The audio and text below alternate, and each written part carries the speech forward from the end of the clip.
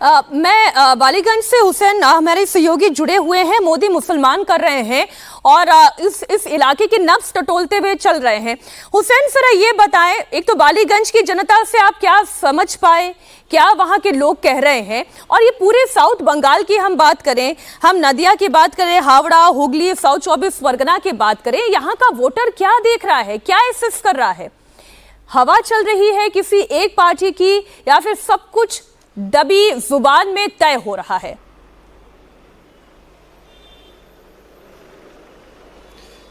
मीनाक्षी, बहुत सारे लोग वोकल हैं, बहुत सारे लोग दबी जुबान में बातें कर रहे हैं, ये भी सच है। और जिस भय और भरोसे की आप बात कर रही थी, हम सब जानते हैं ये पॉलिटिकल टूल होते हैं और राजनीतिक दल इन्हें अलग अलग तरीकों से इस्तेमाल करते हैं।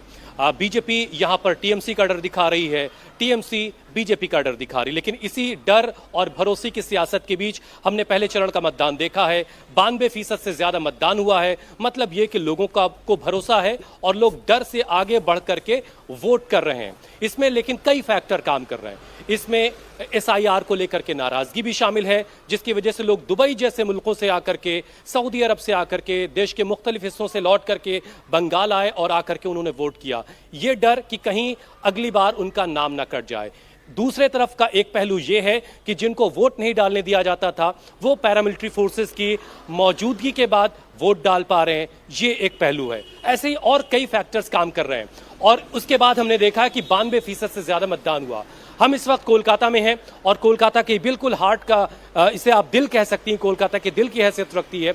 और यहाँ पे हर तरफ के वोटर मुझे यहाँ पर मिले, जहाँ पर बालीगंज के, चौरंगी के, एंटाली विधानसभा के, कोलकाता पोर्ट के, ये सारा का सारा जो इलाका है, पिछले विधानसभा में यानी 2021 के चुनाव में कोलकाता की सभी 11 सीटों पर टीएमसी का कब्जा था।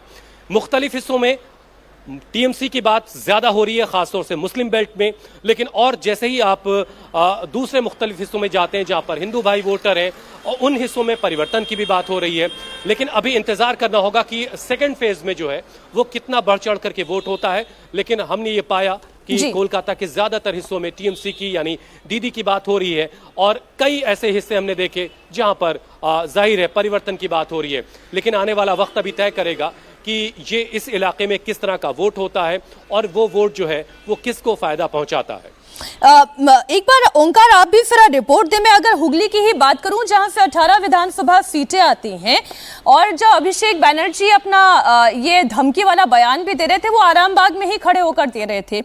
मैं वहीं पर देख रही हूं, वो ये कह रहे हैं कि आरामबाग, तारकेश्वर, डानकुनी, जंगीपाड़ा, खानकोल, धनेखाली, चुनचुड़ा, ये सारी वो सीटें हैं जो कभी लेफ्ट का गढ़ हुआ करती थी। आज मुस्लिम डोमिनेंस का आप कारण समझ लें या फिर आप इसमें कोई भी फैक्टर आप खुद गिना सकते हैं। आज की तारीख में ये वो सीटें हैं जो टीएमसी के लिए स्ट्रॉन्ग होल्ड वाली सीटें हैं। बीजेपी अगर यहां पर सेंधमारी करना भी चाहे तो उसके लिए कौन से फैक्टर काम कर रहे हैं? वहां की जनता क्या कह रही है आपको?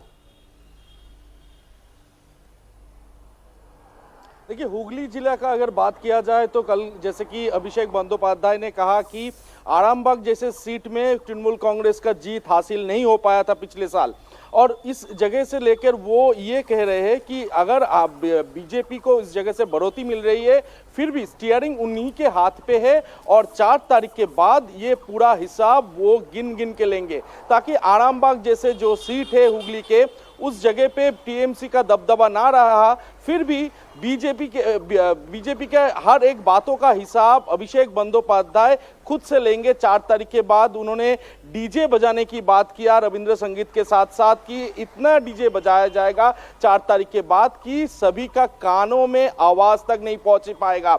ऐसे ही डीजे बजाया जाएगा। ऐसे ही तरह तरह के बातें अभिषेक बंदोपाध्याय ने लगातार करी है। और इसके साथ साथ जैसे कि देखा जा रहा है कि हुगली ही नहीं, इसके अलावा अलग अलग सीटों पे हमने घूमा है, जैसे कि नॉर्थ 24 परगना हो गया। नॉर्थ 24 परगना में तृणमूल कांग्रेस का काफी दबदबा रहा है। 2021 साल में जैसे कि देखा गया था, यहाँ पर ये नॉर्थ 24 परगना सीट 33 टोटल विधानसभा है, सबसे बड़ी क्षेत्र है इस पूरे बंगाल में।